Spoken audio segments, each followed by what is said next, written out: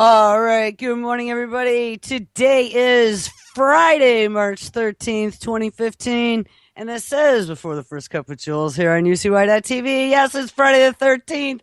I totally missed that one until just a few minutes ago. So I hope everybody has their juju out and did their dance around the circle to make sure that we keep the beasties away. I was just told the Time cover appears to show Hillary Clinton with horns.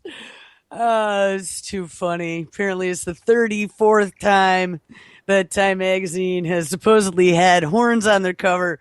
So I'll have to make sure I check out Mark Dice after the show and see what he has to say about it. So I thought we were having a heat wave here today. Actually, let me look now. When I looked about an hour ago, I was like, oh, it seems like it's so nice and warm out. And it was actually only 28 degrees. Really is kind of messed up how, oh, it's 32. Yay. It's supposed to go up to 50. So I'm pretty psyched about that. But it's amusing how you become acclimatized, if that's a word even, acclimatized to the cold after such a long period of time. I know when I was in Vegas a couple years ago, and it was 110 degrees, and we were outside for 4 straight days, about 12 or 14 hours a day. And I had just come from, when was that? That was in March or maybe the beginning of April, but I had just come from still cold and wet. And the first day or so, I was going to die. But by day number 4, I was like, man, I can get used to this 110 degrees. It doesn't seem as bad as I thought in the beginning. But, you know, my friend who lived down there, after living in the desert for that many years, coming here, she would die with this cold. I don't think people who are used to warm weather, and I mean, we have lots of friends down south, so tell me if I'm right. When you guys got those snowstorms, it felt extra cold to you. But like I said, at 28 degrees, I'm thinking it's balmy and I open the door. So shows you how perspective can change. Ask me in July. I'm not going to be too happy about 28 degrees. All right. So where do we begin today? The last couple days, I don't know, we did a few topics this week. Don't even ask me what they were. It's been a long week, people. Yeah, we actually, the show yesterday was called China, the Renminbi, Apple, and Biometrics. And we kind of tied all those together by the end. There were a couple things I wanted to add to that today, and then we're going to continue. One of the things that Hale was just talking about, I got to tell you guys, I really love Hale's show. It makes me laugh how many times, either when he's playing before me or playing after me, that, I mean, those are just random shows. So I don't pick them. I have a big directory of Hale shows and it just grabs one and plays it. But it really surprises me how often Hal and I are on very similar topics, and how, I mean, I respect Hal greatly. He's very smart, very well researched, and just how many times we are both on the same page. It really kind of verifies for me that I am not absolutely batshit crazy, maybe just a little bit, but not a lot. And it makes me feel like, at least if I'm on the right track, keep going. Don't pause or start overthinking it. But one of the things he was talking about was his issues, like just like mine, that over the years, out of the blue, these food allergies came, and then he had all these digestive problems. It literally is your food. I had another friend of mine over the last few months telling me how he didn't feel very well, and was, kind of private about it. But I eventually, as he got sicker, I started asking questions, and he's got the same thing now. So I told him, this, I've been through this issue, so I got a whole box right now. Today I got to hit the post office, and I'm going to send out some of my super greens and diatomaceous earth, and I got some good liver cleanse with dandelion and stuff, and see maybe if that can at least kickstart him back to ground zero so he can get better. But this is happening to so many people, and there was a very long, detailed article that at some point I had up, and I need to set myself up a few more pages to put articles that need to be talked about that I don't get to because I don't have that and they get lost in the feed eventually. But there was a really great story that talked about the gut and the lack of digestion and the glyphosate. And remember, we had listened to multiple clips by Dr. Huber talking about the glyphosate killing all the beneficial bacteria. And that wasn't just in the soil, that was in the animals that consumed the plants that have been sprayed with it. It was in the soil around the plants that had been sprayed with it, and it was affecting the uptake of the proper minerals in the plants as well. So I'm going to take this back. And then we actually even heard another clip about Dr. Huber talking about the damage to the bees and how he didn't think it was the nicotinoids. He really thought it was the glyphosate, and showed in his research on some of the dead bees in colony collapse how they had the same issue where it was chelating minerals and things as well as killing beneficial probiotic bacteria. He said it was a great antibiotic because it just killed everything. And I mean, what we didn't understand until just very recently is how our bodies, just like nature, are a big ecosystem of lots of different things that work together that make our bodies function properly. And without any of those, we have an imbalance in the system. So just to go on what Hale was just talking about in regards to his digestive problems and blaming it on the food, there was a story that came out of Scientific American back on February 17th, so just under a month ago, that I had queued up, and I figured this would be a good dovetail into the show previous to mine. Mental health may depend on creatures in the gut. Now, who would have thunk that one? And this, again, deals with a topic that we've touched on a number of times. I do have quite a number of stories that I want to dig into because there's a lot of research going into this right now, but it's the microbiome. Remember that one? We've hit that term. Hold on. I got to turn my heat on now. Now it's not feeling like such a heat wave now that I'm sitting all stationary. Okay, so let's read this. And then I think we're going to hop into some DARPA stuff today because there's just way too much to let this go. The microbiome may yield a new class of psychobiotics for the treatment of anxiety, depression, and other mood disorders. Well, instead of treating anxiety, depression, and other mood disorders, let's just get off the bullshit food. Because I will guarantee you, 100%, I will guarantee you that you will feel better, at least better than you have. The notion that the state of our gut governs our state of mind dates back more than 100 years. Many 19th and early 20th century scientists believed that accumulating waste in the colon triggered a state of, quote, auto-intoxication, whereby poisons emanating from the gut produced infections that were in turn linked with depression, anxiety, and psychosis. And, you know, that was early science, but they weren't too far off when you think about what we know now. A lot of killing this microbiome or your gut bacteria causes you to get leaky gut syndrome and then improper absorption of nutrients. And from there, it can create an immune response, like an allergy, inflammation. I mean, I would literally, when I would get anything inside of me food-wise that had that poison in it, I could feel from my upper esophagus, my stomach, and all the way down through my intestines. It felt like my entire inside swelled up. And that's how I remember it, because I was still young enough to be at home when that first started. I remember telling my mother, it felt like my intestines were swollen. And I mean, now everything that we see, holy shit, that's exactly what it does. It causes an autoimmune response in the body. And of course, from there, that's when the first time then after that, I had hair issues and thyroid issues. And I'm like, oh, they're autoimmune diseases. You know, it progresses. It starts at this very early stage. And then your body starts to throw up the red flags and say, red alert, invader, invader. Where is it? We don't know. It's in everything. It's in the chemicals that have been ingested and are now spread all throughout the body. And that's where the mass attack happens. And if you look at the way allergies to outside influences versus autoimmune, which I always told my allergist, autoimmune to me, the way I see it in my own body, is like an internal allergic response to something. He's like, they have nothing to do with each other. Well, guess what? 20 years later, yes, they do.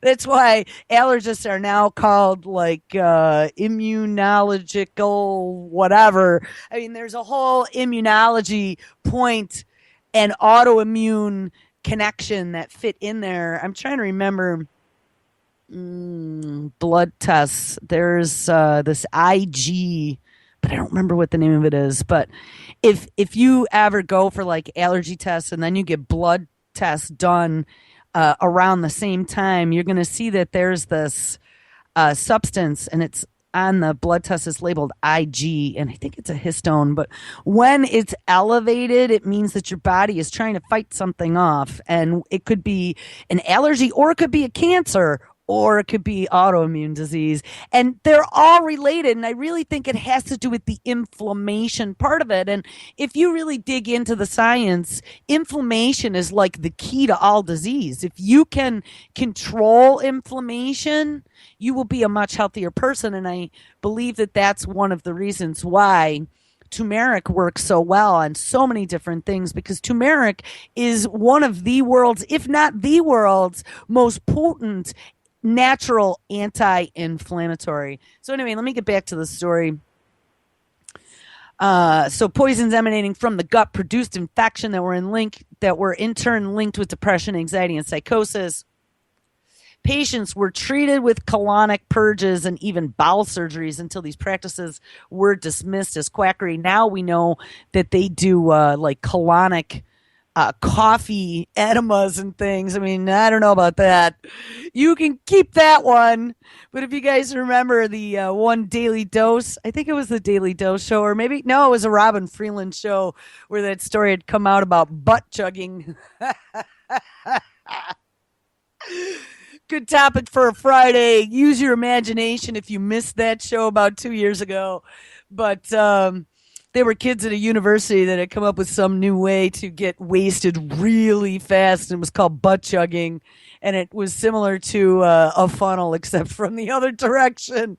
But I don't remember if a kid died or not. But I know that there were some kids that got extremely sick. And that is because there is direct absorption into the bloodstream from the intestines. And, so by not taking it by mouth, it wasn't being filtered or anything like that. Your liver wasn't getting a handle on it, and it was going straight in. But you definitely want to be careful there. So colonic purchase, I don't know. A dose of coffee direct might be a little too much. The ongoing exploration of the human microbiome promises to bring the link between the gut and brain into clearer focus. Scientists are increasingly convinced that the vast assemblage of microfauna in our intestines may have a major impact on our state of mind. The gut-brain axis seems to be bidirectional. The brain acts on gastrointestinal and immune functions that help to shape the gut's microbial makeup, but the gut microbes make neuroactive compounds, including neurotransmitters and metabolites that can also act on the brain. Now, what's really interesting is that they're putting all kinds of money and research into all of this as the Brain Project is going on. So, they always spin it like it's going to cure your ills and we're going to make you healthy again, people, because we're using your tax dollars at some point in this research. But don't think that it's all for your best interest. Your best interest is just a side effect. These interactions could occur in various ways. Microbial compounds communicate via the vagus nerve, or the vagus nerve, which connects the brain and the digestive tract. Wow, I didn't know there was a direct nerve to the brain and digestive tract. Vagus. Vagus. Huh.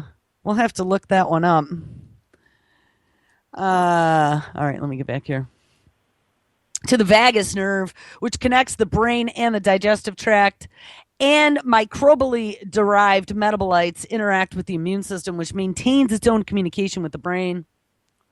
Sven Peterson, a microbiologist at the Karolinska Institute in Stockholm, has recently shown that gut microbes help to control leakage through both the intestinal lining and the blood-brain barrier, which ordinarily protects the brain from potentially harmful agents. And yes, I mentioned that they have found that a lot of people that have the same disorder that apparently Hal and I both have had, and there have been a few other people, and I mean, I'm not going to put people's personal business out there, but Hal mentioned it on air.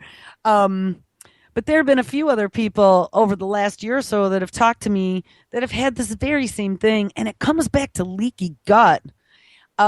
Leaky gut is your blood-brain barrier is, I don't know what you'd even call it, compromised, and poisons are getting into your bloodstream that should normally be filtered out.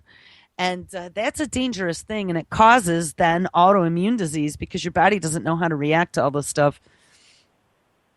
Microbes may have their own evolutionary reasons for communicating with the brain. They need us to be social, says John Cryan, a neuroscientist at the University College Cork in Ireland, so that they can spread through the human population. If you remember, too, there was a story we did probably about a year ago about, I think he was Russian or Ukrainian scientist who spent the last 30 years of his career using himself as a test subject when he started to get an inkling that some sort of microbe that his cat had was affecting his brain. I don't know if you guys remember that story, but it was pretty messed up. And he had proven, and they used to think he was a crackpot until he did all this research, and he pretty much proved it. And now the scientific community dug into it, and they're like, wow, we think he's right. There is a digestive microbe that cats get on them that they think this microbe has evolved to make people obey cats' commands. I don't know if you remember that, but it was pretty messed up. And he had gone through like all this stuff, and it was like, wow, yeah, this dude's definitely onto something. So it's interesting having seen that story about a year ago. Now they're really looking more into the microbes that are in the gut and how they can affect the brain directly. You know, it sounded kind of science fiction, but and it's not just human biological organisms. I mean, this dude was showing something in a feline that could affect human brain and the way that we react, you know, the chemicals that it expresses. Maybe if I have a clip to play a little later, I'll actually find that story for you. Microbes may have their own evolutionary reasons for communicating with the brain. They need us to be social, says John Cryan, a neuroscientist at the University College Cork in Ireland, so that they can spread through the human population. Cryan's research shows that when bred in sterile conditions, germ-free mice lacking in intestinal microbes also lack the ability to recognize other mice with whom they interact. In other studies, disruptions of the microbiome induced mice behavior that mimics human anxiety, depression, and even autism. Well, there you go, people. Glyphosate is a great antibiotic, and it's killing all of our gut flora. So is the killing of our gut flora what's causing this explosion in autism? I mean, I know that there have been mothers doing experiments trying to bring their kids back, and they found that a lot of it could be dealt with diet. Man, this is crazy. In some cases, scientists restore more normal behavior by treating their test subjects with certain strains of benign bacteria. Nearly all the data so far are limited to mice, but Cryan believes the findings provide fertile ground for developing analogous compounds, which he calls psychobiotics, for humans. And how interesting. I mean, one of the first things that started killing gut microbes that we were overprescribed by our doctors for 30 or 40 years were antibiotics. Anti being against, biotics is your biomicrome or microbiome. One or the other, pick one. I don't know. I made it up. I think it's microbiome. Yes. Dietary supplements could be used as either an adjunct or sole therapy for mood disorders, and it is not beyond the realm of possibility. Well, I could tell you take some vitamin B complex And I call that the instant happy pill. There are a lot of things that bees are important for in the body. Add to that some of your metals like your magnesiums, um, calcium, potassium, and you're going to have a big boost to how you feel. Maybe a little bit of iodine. A decade ago, a research team led by Nobuyuki Sudo, now a professor of internal medicine at Kyushu University in Japan, restrained germ-free mice in a narrow tube for up to an hour and then measured their stress hormone output. The amounts detected in the germ-free animals were far higher than those measured in normal control mice exposed to the same restraint. Now, that's even more interesting. So without this microbiome, if you manage to make it beyond any of the other illnesses that lack of your microbiome can cause, it causes your stress hormones to be high, which, take it from someone who had lots of issues with that as well, that can put you into full-blown adrenal fatigue if it's not taken care of. You cannot go 20 years at type A personality stress levels and then supplement that with a pot of coffee because you're always so freaking tired, because you're always on high speed. You never slow down. That's one of the reasons why I'm doing this now. It's a slower pace. I needed to heal, but this has turned into a very stressful endeavor as well. But I mean, by properly, how would you even put this? By ingesting proper nutrients, we can circumvent a lot of these 21st century maladies, it seems. And again, it all comes back to the glyphosate. I know the story's not saying it, but we've done so much research on glyphosate over the last couple of years. I could tell you beyond a shadow of a doubt, and maybe that's not the only thing, but I could guarantee you it's probably one of the biggest things that causes this. It says, these hormones are released by the hypothalamic pituitary adrenal axis, which in the germ-free mice was clearly dysfunctional. So your hypothalamus and your pituitary and your adrenals, there you go. But more important, the scientists also found that they could induce more normal hormonal response simply by pre-treating animals with a simple microbe, a bacterium called Bifidobacterium infantis. This finding showed for the first time that intestinal microbes could influence stress responses in the brain and hinted at the possibility of using probiotic treatments to affect the brain function in beneficial ways. And yes, I do my probiotics on a daily basis. You can get those separately. They have them in my microplant powder. They also have them in my super greens. I feel so much better when I make sure I get my probiotic. It really got the field off the ground, says Emmerin Meyer, a gastroenterologist and a director of Center for Neurobiology of Stress at the University of California, Los Angeles. Meanwhile, a research team at McMaster University in Ontario, led by microbiologist Premzil Bernack and gastroenterologist Stephen Collins, discovered that if they colonized the intestines of one strain of germ-free mice with bacteria taken from the intestines of another mouse strain, the recipient animal would take on aspects of the donor's personality. Did you hear that? Now that's frightening. We've heard of poop transplants. Did you guys hear that?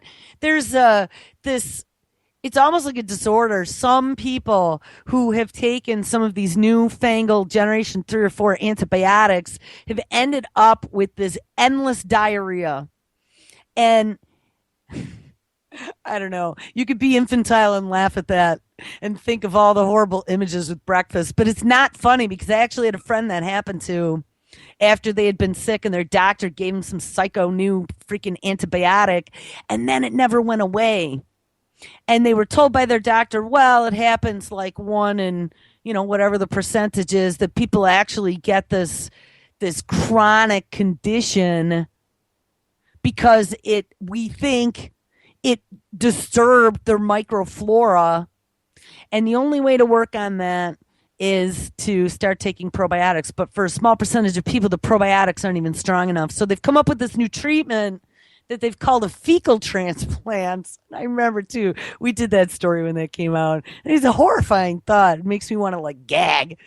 But it seems to be helpful. But as we're reading this, is they took, and what it does basically is it recolonizes the gut bacteria from another entity. But as we're listening here, this recipient animal would take on aspects of the donor's personality. I wonder if they discovered that when they did fecal implants in people. How weird would that be? Like, you think you're all fixed, now you're all fucked up because you're not like yourself. You're like Granny who gave it up for the fecal implant. I mean, that's weird.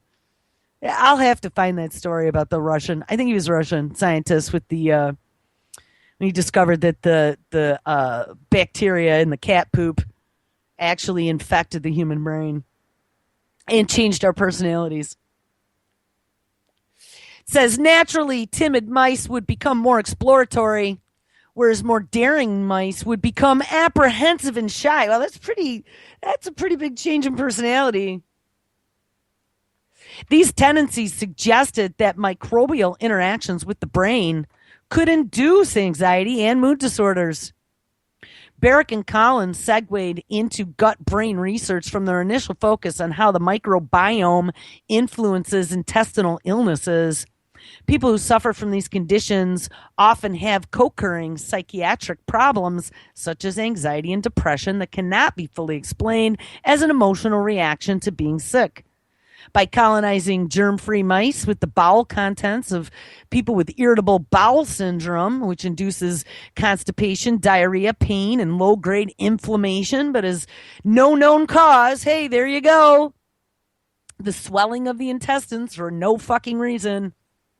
The McMaster's team reproduced many of the same gastrointestinal symptoms. And the animals developed leaky intestines. That's what I told you. Their immune system's activated. That's what I told you. And they produced a barrage of pro-inflammatory metabolites. That's what I told you. Many with known nervous system effects. Moreover, the mice also displayed anxious behavior, as indicated in a test of their willingness to step down from a short raised platform. Hey, I wonder if that's where my out of the blue fear from heights came from. This is an extremely interesting article. I hope that you are finding it interesting as well. The autism connection. Scientists have also begun to explore the microbiome's potential role in autism. In late 2007, Paul Patterson, a neuroscientist and developmental biologist at the California Institute of Technology, was intrigued by epidemiological data showing that women who suffer from a high, prolonged fever during pregnancy are up to 7 times more likely to have a child with autism. These data suggested an alternative cause for autism besides genetics, and to investigate, Patterson induced flu-like symptoms into pregnant mice with a viral mimic, a immunostimulant called polyinosyncic polycyclitidic acid, or poly-I:(C). He called this the maternal immune activation, MIA model.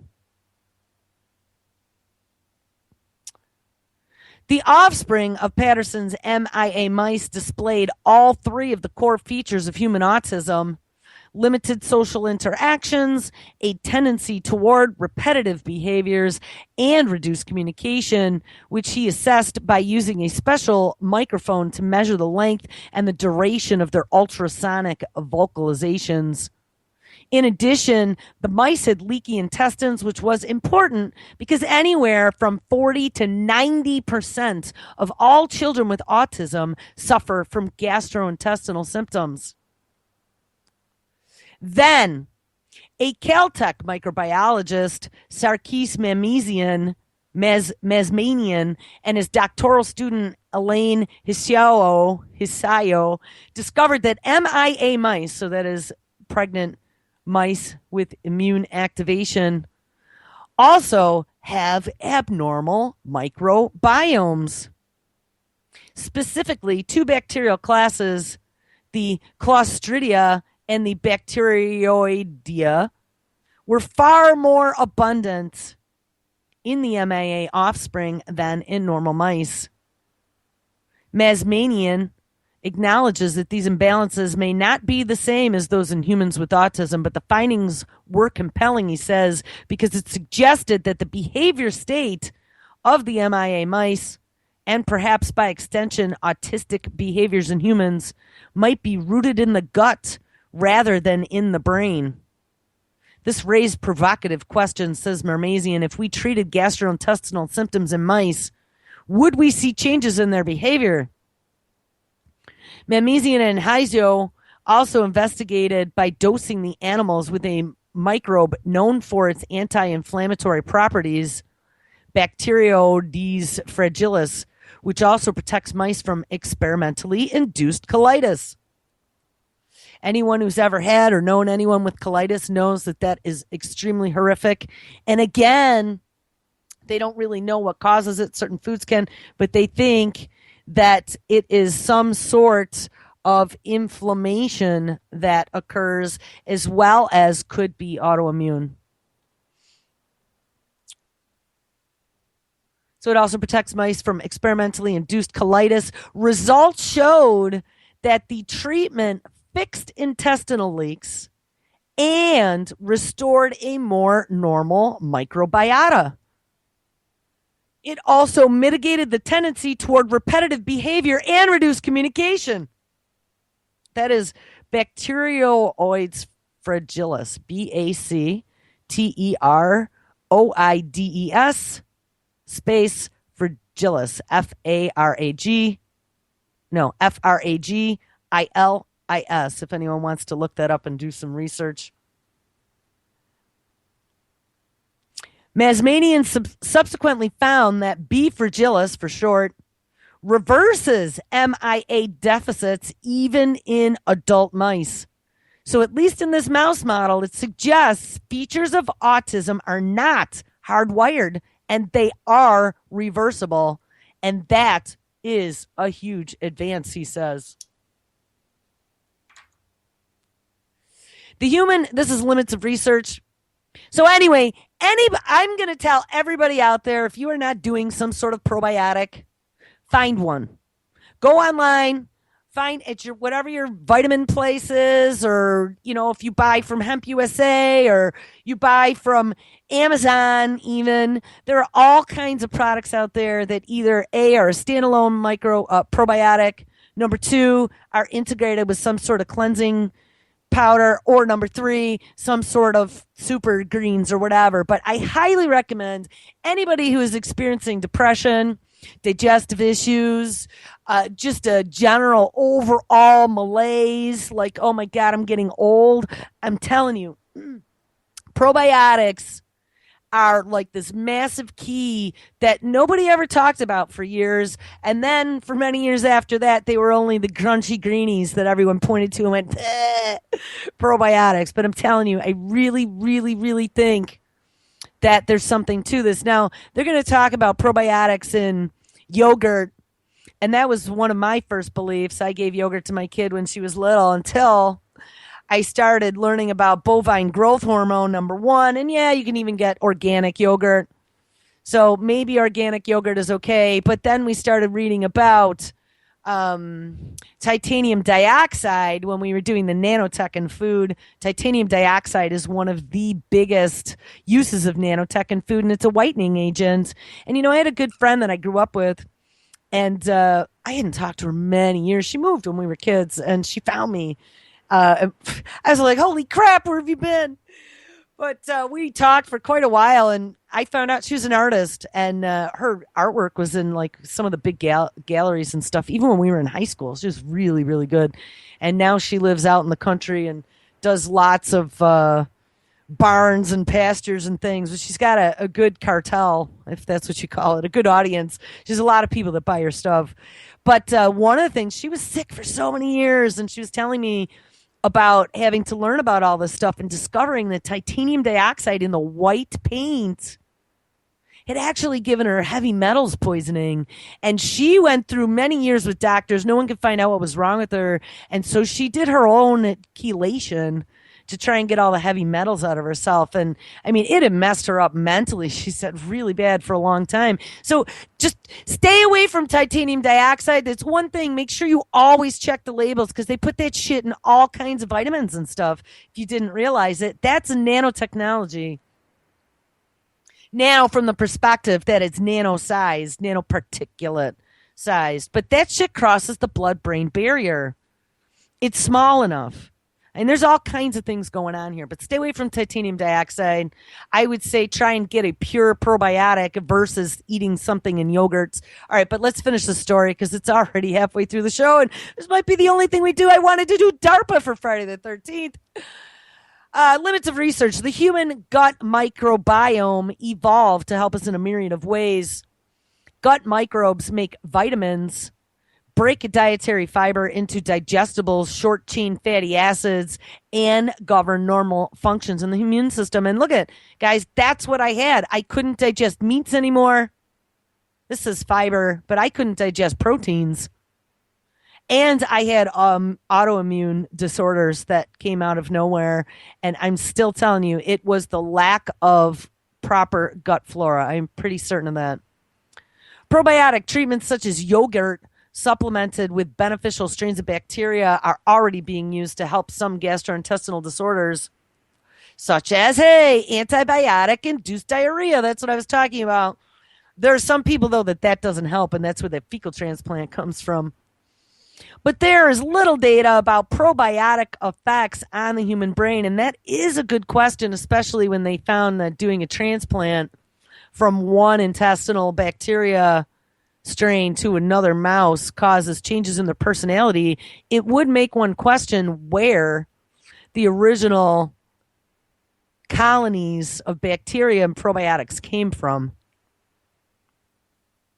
They could actually, well, what a scary thought. If it affects personality that much, what if they just started, and this is just me postulating, but what if they just started putting out probiotics that make normally aggressive people placid, and then encourage it and put it into all of our food and stuff? Because, I mean, they don't need to label half the shit they put in our food. It'd be even better than the fluoride. They get rid of all the fluoride out of the water and just get us all to eat these probiotics that make us mellow, happy people. Oh, how evil. But you know what? If DARPA's involved in any way, shape, or form, you better believe that they're thinking about that. Okay, I'm going to finish this. In a proof of concept study, Mayer and his colleagues at UCLA uncovered the first evidence that probiotics ingested in food can alter human brain function. Oh, no. I'm telling you, it makes me feel much better. The researchers gave healthy women yogurt twice a day for a month. Then brain scans using fMRI were taken as these women were shown pictures of actors with frightened or angry facial expressions. Normally, such images trigger increased activity in emotional processing areas of the brain that leap into action when someone is in a state of heightened alert. Right. Like Danger Will Robinson and everybody goes to red alert. Or like the American public going, holy fuck, there's criminals running our government. Maybe we should all get our fat asses off the couch, except nobody stands up. Oh, this is bad. Maybe this is what they've been doing to us. Wait, let's read a little bit more. So normally, such images trigger increased activity in emotion processing areas of the brain that leapt into action when someone is in a state of heightened alert. Anxious people may be uniquely sensitive to these visceral reactions, but the women on the yogurt diet exhibited a less reflexive response. which shows that bacteria in our intestines really do affect how we interpret the world, says gastroenterologist Kristen Tillich, the study's principal investigator. Mayer cautions that these results are rudimentary. We simply do not know yet if probiotics will help with human anxiety, but our research is moving in that direction. Strains of Bifidobacterium, which is common in the gut flora of many mammals, including humans, have generated the best results so far. Crayon, I keep calling him Crayon, but Cryan, Cryan recently published a study in which two varieties of Bifidobacterium produced by his lab were more effective than escalampram, which is Lexapro, at treating anxious and depressive behavior in a lab mouse strain known for pathological anxiety. Although Crayon is optimistic that such findings may point a way to the development of psychobiotics, he is wary of the hype. We still need a lot more research into the mechanisms. But, I guess from some directions, this is very interesting because basically what they're saying is that these psychotropic drugs that they've been giving people for depression, these SSRIs and whatever, serotonin uptake inhibitors, that they've been giving people for the longest time, there may be another option, and that is with this these different gut biotics. The only problem is that I see is as they're beginning to understand this, and like I said, and they're doing all this brain research, so don't think that, this isn't full tilt, because it absolutely is with DARPA and whatever, that this would give them a great new tool to be able to hide shit in our food and control our reactions to things. There was an article out of Scientific American. I just dropped that into chat. If anyone, I'll put, if anyone pays attention when the shows get ripped up to YouTube, I try, if I have time, to reference all of my materials that I talked about in the descriptions of the archives. But if you want to see this and you can't find the archive or you're not in chat, it's in Scientific American. It was February 17th of 2015, and it was titled Mental Health May Depend on Creatures in the Gut. That was the name of the story. That was a very good story. Okay. So I think I've established that. I mean, we've talked about that for a very long time. Just through my personal experiences, and then I did that because I had the story open. I just found that the other day. And Hale was talking about some of the same things and experiences that I'd been through. So I thought I would share that with you. Here's another story. This is going to kind of dovetail into DARPA if we have enough time. I have about 10 minutes here, 12 minutes maybe. We had read last year about some of the brain research DARPA was doing and how they had, using our PTSD vets, always the eternal guinea pig when they come back, and they've turned them into mercenaries. These poor guys went in thinking they're helping do things, and then they were forced to do horrible things while they were overseas. They're never the same. I have lots of friends over the years who've gone in and come out, and they're just never the same if they see combat, that's for sure. Especially if they are forced to do something like kill women or children in the name of self-defense. It's a pretty horrific thing. But typically when these guys come back, they have problems trying to reintegrate. They have problems if they're married with families. They have problems trying to be the person they were before. Causes a lot of stress. So, of course, the VA that cares so much about the veterans, which, of course, is absolute bullshit because they don't. They just care about them because, hey, you're a great guinea pig and you have nothing coming and going except the VA. They start doing these tests in the name of trying to cure them. So DARPA and the Department of Defense have been working on all these PTSD cures, and one of them was being able to erase negative thoughts for PTSD patients. And reinsert like happy memories. And the next thing I saw, they're like, well, the same research we're using now, we could do other things like maybe flashes of light and insert happy memories. We could insert a chip into your brain and upload memories. Alzheimer's patients, PTSD, major depression. We have ways to fix those. Well, there's all kinds of stuff now, like all over the last few days, stories about brain implants, flashes of light, or flashes of sound, actually, which there was another study by DARPA about using sound, ultrasound this time, and this one is erasing negative memories while you sleep. So let's read this. One day, scientists may be able to erase negative memories in your brain while you sleep. Oh my God, what a savior to the human race. We can be flash upgraded while sleeping and would never know any different. And even the way this story starts out, I mean, this should give you freaking hair raising on your arms. What if scientists could sneak, listen to the way they say this, could sneak into your brain while you're sleeping and erase painful memories or turn them into happy ones? Hey, dangle, dangle. There's the carrot. Let's give us all happy memories. Sure, I'll let you wipe my brain free of everything I know and love, even if some of it's bad stuff. It's made me who I am today.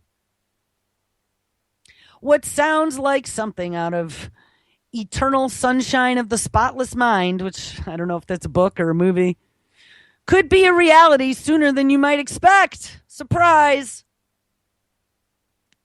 Of course, nobody's saying the technique will be used to help people get over bad breakups, but it just might change the lives of those suffering from post-traumatic stress disorder. In pioneering new research, neuroscientists from the French National Center for Scientific Research, the CNRS, and the ESPIC Paris Tech manipulated memories in sleeping mice using paired electrodes inserted into the brain to turn neural memories into positive ones. A new discovery has members of the scientific community buzzing.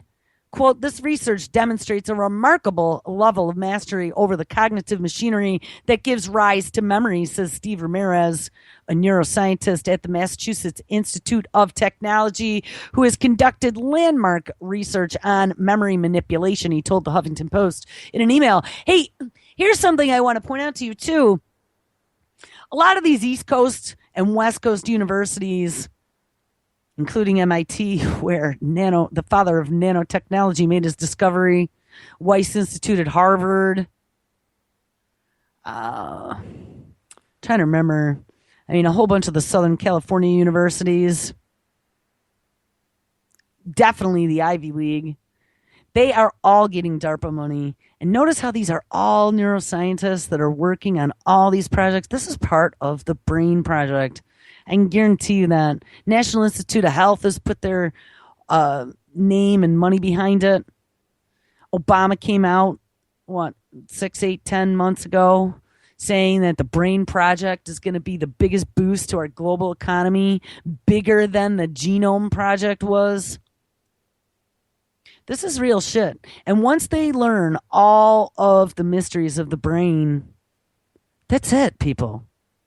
I mean, we won't have control over what we think or what we think we know. We're not going to have like a hard copy somewhere. Our hard copy is our brain. That's where your memories live. And once those memories have the ability of being hacked, then what do you believe anymore? This is pretty like right out there science fiction psycho movie come to life. All right, let's read a little bit more. In the experiment, the researchers placed an electrode in the hippocampus, the brain region associated with spatial memory. The other one was placed in the brain's so-called reward center. Hey, remember what I told you? The dangling carrot. That's the same center that video games interact on. Cocaine and high fructose corn syrup. It's the one that gives you an addiction. They first monitored the brain activity of each mouse as it roamed around an exploration area. As the mouse stored different memories of different locations in the exploration area, different neurons in the hippocampus lit up, indicating that spatial information was being recorded.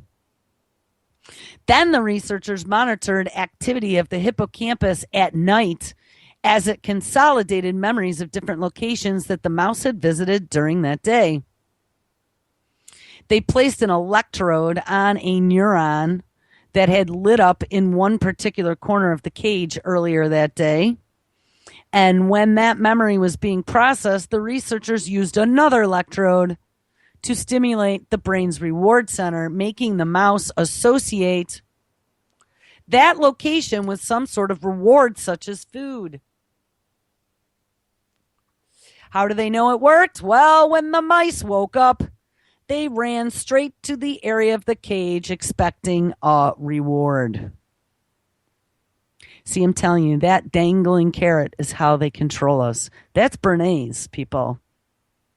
That is that instant gratification need that fuels a lot of the sleeping populace right now. And it's addictive. And it releases all the feel-good brain chemicals when it's activated. That's why it's so easy to manipulate utilizing that methodology. All right, let's get back to the story. The learning we induced during sleep was just to change the emotional value of different locations of its environment, says Dr. Karim Benanichnain, a neuroscientist at CNRS in France and one of the study's authors. Indeed, during waking hours, all the locations were neutral. What we made them learn during sleep is a particular location is now associated to a reward. That's the Pavlovian response. These results tell us something fascinating about how our brain works. Our memories seem to be stored in a piecemeal fashion. While one area of the brain holds the factual information of the memories, the emotions associated with the memory is held in a different area. So what about a human brain? In the future, scientists might be able to go into a person's brain while they are sleeping. Ding, ding, ding, ding, ding. And turn off the emotional element of a negative memory, essentially extracting the trauma from a traumatic experience. Now, I've said a few times too, to do a radio show, especially for me anyway, I need to have a red button. I need to have something that causes a negative emotion to make me start spouting off about something, to make me go into the zone, to have lots to say about something. Because if I don't have that emotional response, then I'm just like the frog sitting quietly on the rock sunning myself. Ribbit. Because it doesn't matter. I need to have some sort of emotional response to make it worth saying something about. If they got rid of that emotional response and they made us all flatline, that's what SSRIs do. This would be a pretty boring place. This would be a pretty boring world. And there would be a lot of us who had nothing to say about nothing. There'd be a lot of us who'd be just happy watching the day go by, not giving a care. And this is some dangerous technology that they're playing with right now. And again, it's all in the name of curing PTSD. But remember, it's about unlocking the secrets of the brain. And we get to pay for it with our tax dollars.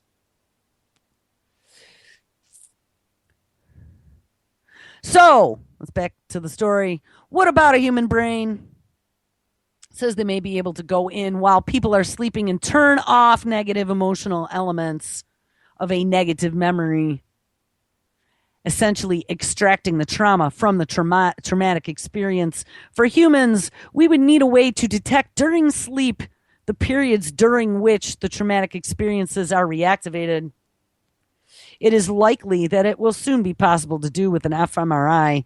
And remember, they already have like mind-controlled keyboards, mice, drones. There's videos on that. They've been doing research on that for quite a while, and actually there are products out there for sale. And that's just with a simple headband that they can detect certain sections of the brain light up. And they were able to then correlate that to being able to control objects, whether it be a mouse click or sending a drone to fly right or left or land. So they've come a long way, and a lot of that research was done with fMRI. So don't think that this is way, way future. It's pretty soon that they'll be using this on people. I could guarantee you that. It says here, it'll be a while before the technique is used on humans. Well, I bet they're already doing it, though, in experiments in the VA. I mean, I can get you, and we're not going to have time here today, but I can get you some stories where they're already working on inserting little chips and things into the brain and uploading memories and using flashes of light. I mean, this is not science fiction anymore. It's going to be a while before we use this on humans because of the risks associated with sticking electrodes into the human brain. Well, guess what? If they have other ways to do it, like flashes of light that are non-intrusive, or putting a headband around your head and just sending electrical impulses through the skull, then it's not going to be intrusive. And hey, the FDA will probably fast track it as a treatment. And the next thing you know, it's going to be sold at Christmas time on As Seen on TV. How to make yourself happier. Just put on this headband. It's called the Happy Headband. Let's forget it's all happening. Well, guys, if you can even friggin' believe it, it is 30 seconds before the end of the show. This story I will post in a chat. There's a little bit more. There's a couple links to Journal of Nature of Neuroscience that I want to hit on Monday. All right, everyone have an awesome Friday. Make sure you stick around. We got Hale Anthony up next again. Josh with the Anti-Tyranny News is live at 6 p.m. We got 8 o'clock tonight. Eastern Primer Time is going to be running that slot as a random replay, but Primer Time is always an awesome show, so make sure you check that out. 9 o'clock, this week's Truth on the Tracks with Brandon Tuberville.